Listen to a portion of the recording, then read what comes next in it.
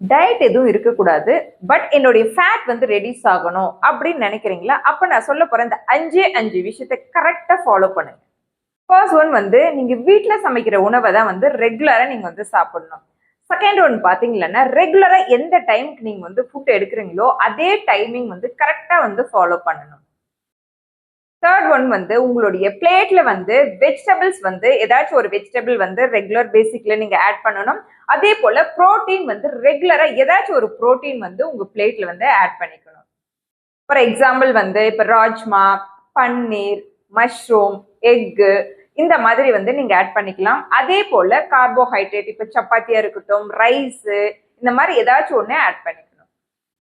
Fourth one ரொம்ப ரொம்ப important. அது எவ்வளவு ருசியா நீங்க சமைச்சாலும் ஒரே சர்விங் மட்டும்தான் நீங்க வந்து ஃபிஃப்த் ஒன் வந்து அதை விட ரொம்ப இம்பார்ட்டன்ட். பொறுமையா ரசிச்சு ருசிச்சு நீங்க ஸ்லோவா வந்து சீவ் பண்ணி நல்லா சாப்பிடணும். இந்த 5மே வந்து கரெக்டா ஃபாலோ பண்ண பட் என்னுடைய வெயிட் வந்து லாஸ் ஆகல, ஸ்டக் ஆகுது அப்படின்னு நினைக்கிறவங்க ஹெல்ப்ன்னு சொல்லிட்டு வந்து கமெண்ட் பண்ணீங்களன்னு நான் உங்களுக்கு ஹெல்ப் பண்றேன்.